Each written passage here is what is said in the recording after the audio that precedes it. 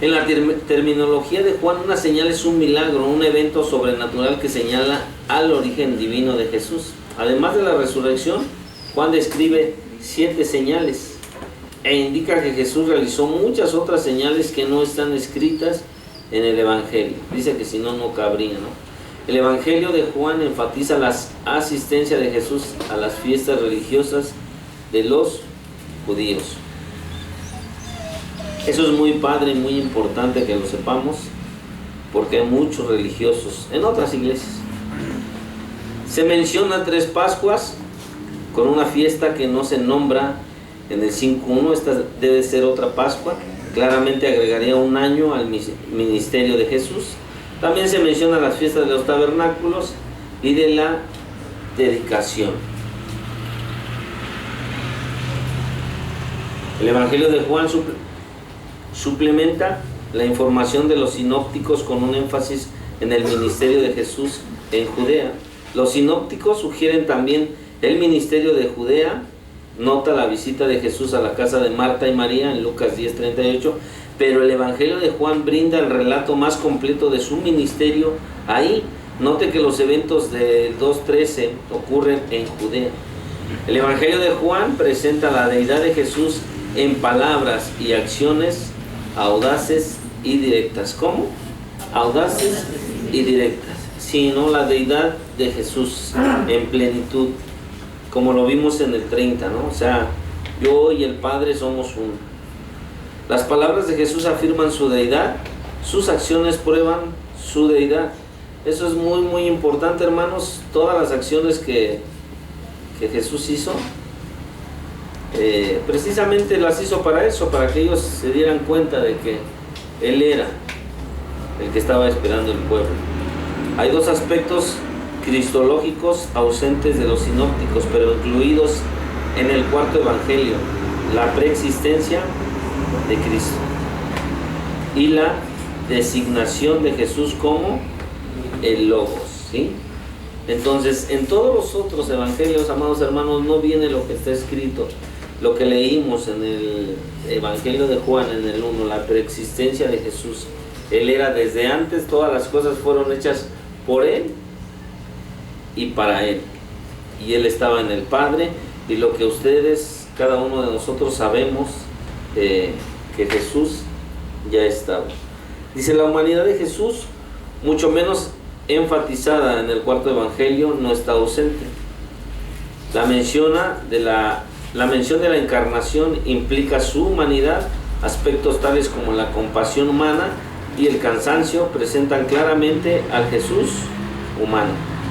Otras características de Juan es que se apoya a las afirmaciones de deidad, es la presentación de los pasajes yo soy.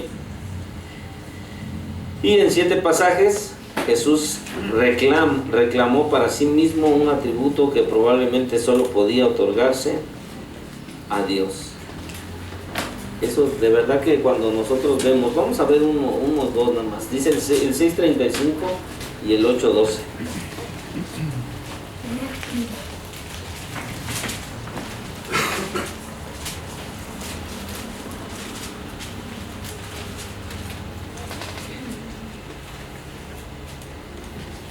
Yo se los leo. Dice el 35: Jesús dijo: yo soy el pan de vida. El que a mí viene nunca tendrá hambre, y el que en mí cree no tendrá sed jamás. ¿Sí? O sea, veamos, hermanos, si cuando nosotros en la intimidad de nuestra alcoba o en nuestro sillón o donde cada uno de nosotros lea la palabra de Dios, cuando nosotros leemos todo el contexto y llegamos a este pasaje, de verdad que es uno tan lleno del Espíritu que se quebranta uno al escuchar esto, ¿no?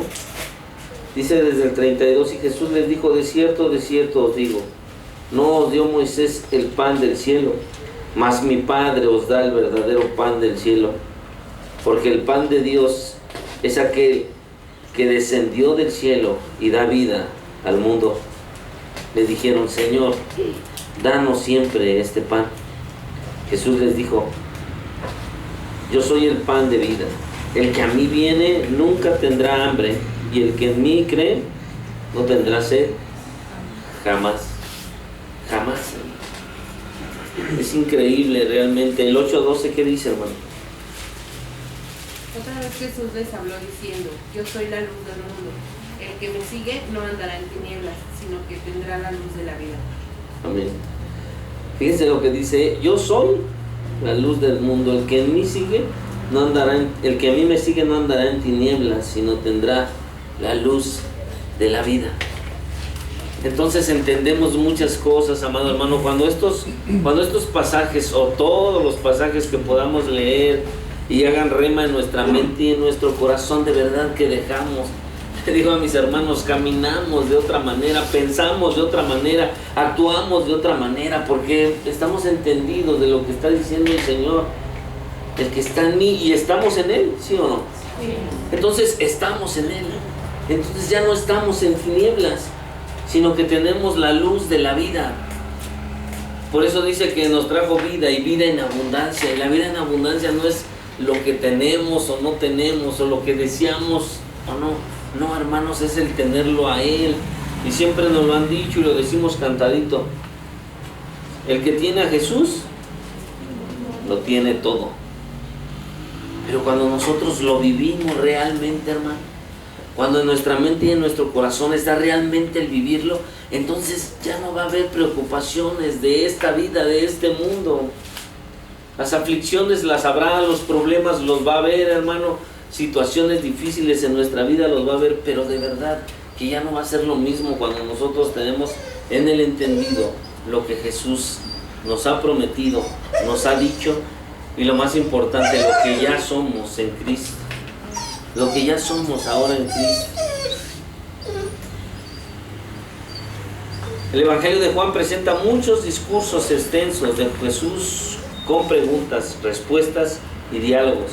Juan probablemente parafraseó las palabras de Jesús y resumió los discursos en sus propias palabras. Sin embargo, hay pasajes en los sinópticos como Mateo 11, 25 al 27, Lucas 10, 21, 22, que también presentan a Jesús hablando en una manera similar al estilo presentado en el cuarto Evangelio.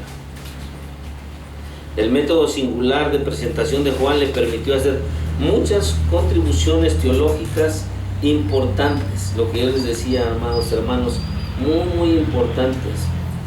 Cómo Juan lo presentó, dice: Juan usó las acciones de Jesús para enfatizar el significado más íntimo de su trabajo. Sus palabras a veces tienen la posibilidad de un significado doble. Su referencia en el 3:3, nacer de nuevo, sugiere ser nacido de nuevo o ser nacido de arriba. Eso usted lo ha leído muchas veces, Juan 3:3. Juan frecuentemente escribió usando temas teológicos en pares, como él usó de luz y tinieblas, vida y muerte. Enfatizó la venida del Espíritu Santo y el concepto de predestinación o elección. Esto es muy padre, hermanos. Veamos el 16, 8 al 11.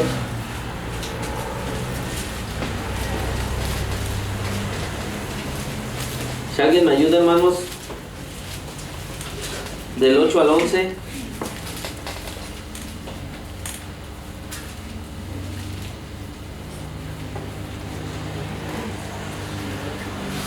Y cuando Él venga, convencerá al mundo de pecado, de justicia y de juicio. De pecado, por cuanto no creen en mí, y de justicia, por cuanto voy al Padre, y no me veréis más. Y de juicio, por cuanto el príncipe de este mundo ha sido ya juzgado. Aún tengo muchas cosas que deciros, pero ahora no las podéis sobrellevar.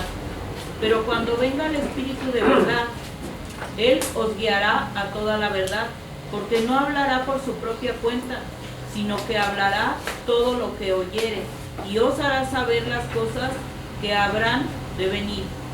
Él me glorificará, porque tomará de lo mío y os lo hará saber.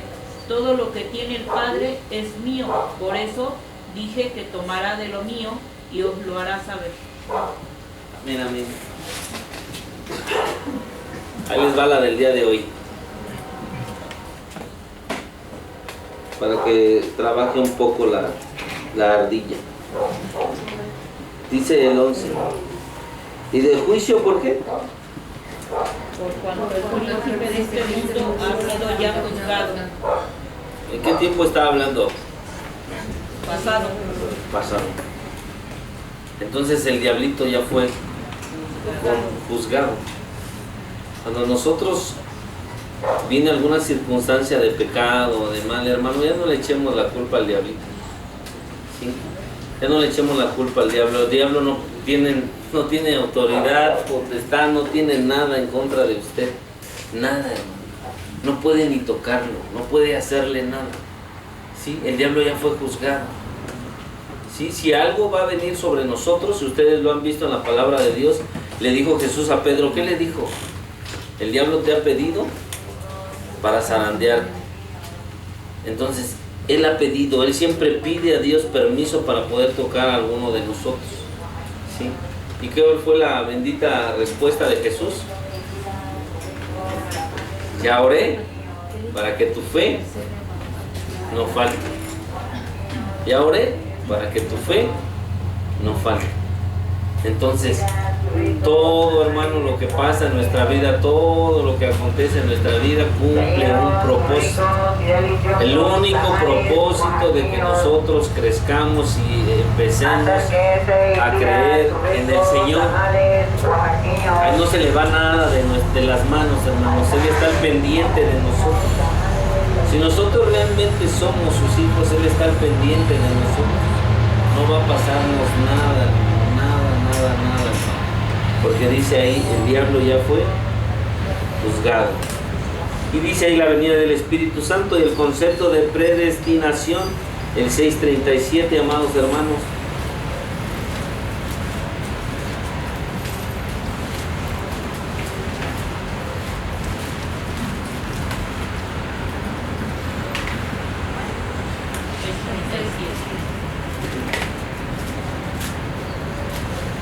Dice, lo acabamos de leer, se los leo desde el 35. Jesús dijo, yo soy el pan de vida, el que a mí viene, ¿el que qué?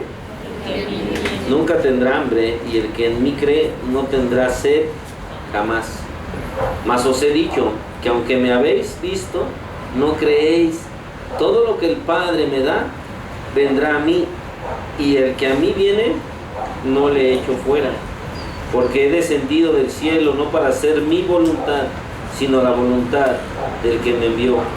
Y esta es la voluntad del Padre, el que me envió, que de todo lo que me diere no pierda yo nada, sino que lo resucite en el día postrero. Y esta es la voluntad del que me ha enviado, que todo aquel que ve al Hijo y cree en Él tenga vida eterna, y yo resucitaré en el día postrero. ¿Sí? Todo lo que el Padre me da, dice la palabra de Dios, todo lo que el Padre le ha dado. ¿Sí? Y es muy padre, hermanos, cuando vayan en cuarto año, nos aventamos como 5 semanas y eso nada más una embarradita por encima, lo que es la predestinación. Porque entre más estudiamos la predestinación, entre más nos metemos al estudio de la predestinación, cada vez salen más preguntas y más preguntas y más preguntas. Estamos en el año 2020 y todavía muchos teólogos se pelean por la predestinación. Si fuimos o no fuimos escogidos desde antes. Y muchas cuestiones que ya veremos en el cuarto año, amados hermanos, y de verdad que es muy padre el poder estudiar la predestinación. C.C.H. Down popularizó la frase escatología realizada para descubrir el énfasis juanino de que Dios da inmediatamente vida eterna a los creyentes. Este énfasis afirma que los creyentes ya tienen un anticipo del cielo en el aquí y en el ahora. Esto no se debe tomar como una negación de un cumplimiento futuro de la vida eterna. Quizá ese era el error. Denunció en 2 de Timoteo 2:17. Debe alertar a los creyentes a la percepción de que la vida eterna es tanto un ya como un todavía no. Y ahí es donde tenemos que estudiar: la predestinación. El uso de que Juan hace de los términos como vida, eterno y luz fue tomada tempranamente como una indicación de que Juan reflejaba un retrato helenista de Jesús. Más evidencia apoyando este enfoque vino del material en el Evangelio de Juan, que presentaba a Jesús como una clase de hombre divino que anduvo realizando milagros y obras poderosas, lo que ya hemos visto en clases pasadas. En los últimos 50 años, el descubrimiento y la lectura de los rollos del mal muerto han mostrado que el vocabulario religioso de Juan apareció también en el judaísmo del siglo I. Ahora no es tan en boga hablar del Evangelio de Juan como presentando un retrato helenista. Muchos otros académicos modernos encuentran hoy en que Juan dependía profundamente del Antiguo Testamento para alguno de sus pensamientos principales. En el lugar de origen hay muchos desacuerdos en cuanto al lugar de origen del Evangelio de Juan. Algunos han sugerido Alejandría, en Egipto, en base a las semejanzas de Juan con Filón, quien también discutió el concepto de logos. Irineo afirmó que Juan escribió mientras estaba en Efeso. Otra evidencia patrástica en forma uniforme apoyan a Irineo. La determinación del lugar de origen no es significativa en la interpretación de este evangelio y es difícil hablar con certeza de una ubicación específica. O sea, realmente no tiene. Lo importante es que está, y eso es lo hermoso y lo glorioso que está en el canon. Dice: el cuarto evangelio no sugiere una posible audiencia, sino uno decide que Juan escribió mientras vivía en Éfeso. Parece probable que lo escribiera para los residentes cercanos a esa ciudad. La cuestión del destino es incierta, pero se puede unir con la comprensión del propósito del evangelio. Y el propósito es este: Juan incluyó una declaración de propósito más precisa en su evangelio que lo que hicieron los autores de los otros evangelios. El propósito expresaba en Juan 20, 30, 31 sugiere varios aspectos. Juan fue selectivo. Su evangelio sugiere que conocía acerca de otras señales realizadas por Jesús, pero que seleccionó solo algunas de ellas para ponerlas por escrito. El evangelio es evangelístico. Este es el significado obvio de que Juan escribió para ayudar a otros a que creyeran en Jesús. El propósito real, hermanos, es este: el evangelizar con lo que estaba escrito en la palabra de Dios. Evangelizar. Entonces, de verdad, hermanos, nosotros leemos el evangelio de Juan, las cartas de Juan, y de verdad que nos vamos a enamorar del evangelio y vamos a querer compartirle a todo el mundo.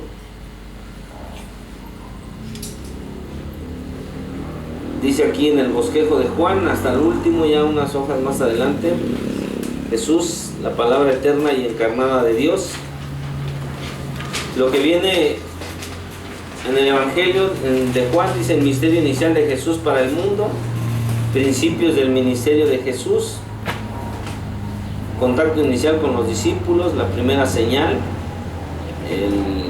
cambió el agua en vino, limpieza del templo, explicación de la limpieza del templo, diálogo con Nicodemo, contraste de Jesús con Juan el Bautista, diálogo con la mujer samaritana, la segunda señal, la sanidad del hijo noble, y después viene el desarrollo de la oposición contra Jesús, y ahí viene más: sanidad del paralítico, diálogo sobre la autoridad de las palabras de Jesús, la alimentación de los 5,000, caminando sobre el agua, el discurso del pan de vida, misterios de las fiestas del tabernáculo y oposiciones a los reclamos mesiánicos.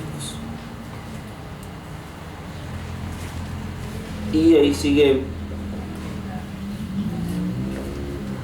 A lo que quiero llegar ya para terminar, hermanos, si me pueden acompañar a un pasaje que ustedes conocen mucho, que se lo saben de memoria. Juan 3:16.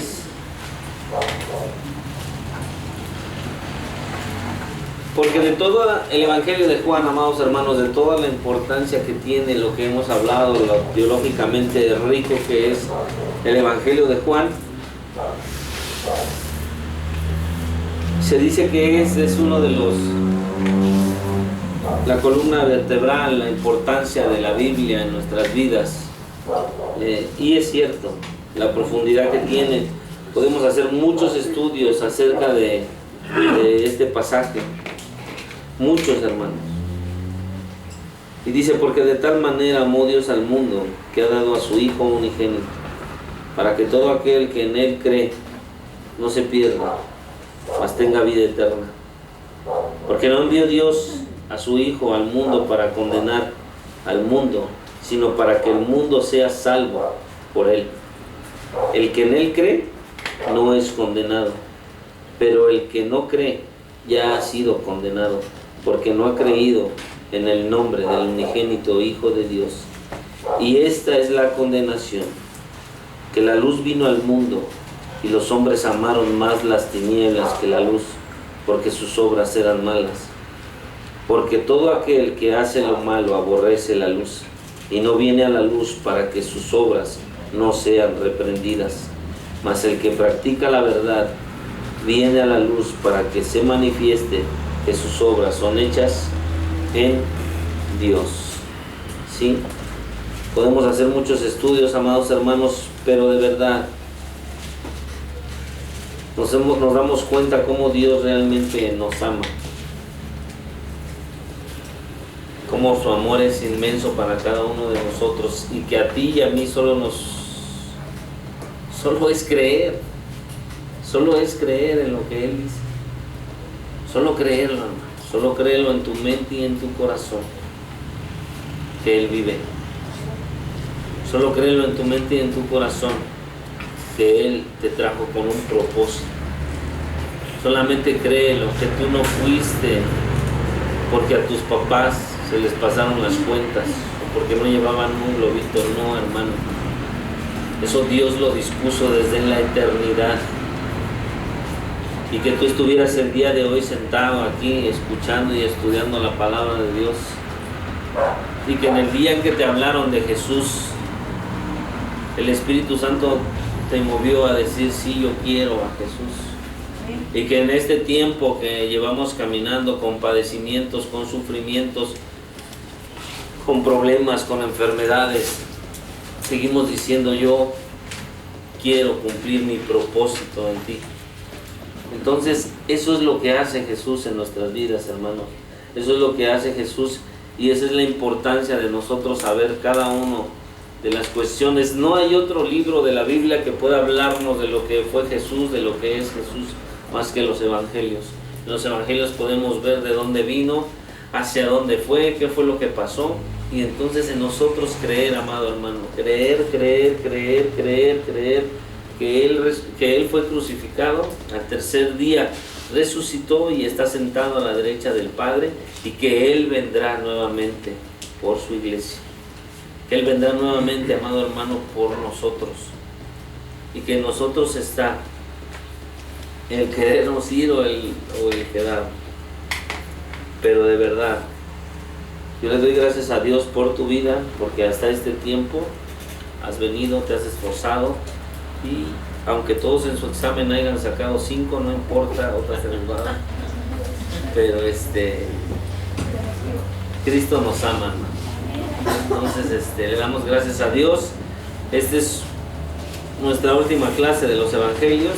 Le damos gracias a Dios.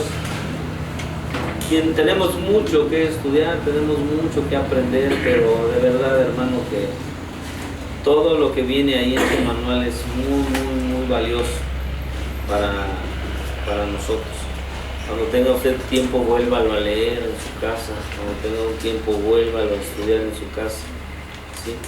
Para que se quede lo más que se pueda en nuestra mente y en nuestro corazón de lo que son los Evangelios. Amén. Vamos a dar gracias, hermanos, y cierre sus ojos. Señor, te damos gracias por lo que tú has hecho en nuestras vidas. porque tú nos has traído a este lugar para aprender de ti, porque tú conoces nuestro corazón y sabes que lo que hay en él es que queremos aprender para que podamos servirte de excelencia. Que lo que tú haces en cada uno de nosotros, Señor, cumple un propósito, el propósito de crecer, el propósito de cumplir el mandato que tú has hecho a cada uno de nosotros. Te damos muchas gracias por lo enseñado, por lo aprendido. Espíritu Santo, gracias por estar con nosotros, sigue estando. Y te damos a ti toda la gloria y la honra en el nombre de Cristo Jesús. Amén, amén, amén. Hermanos, vamos.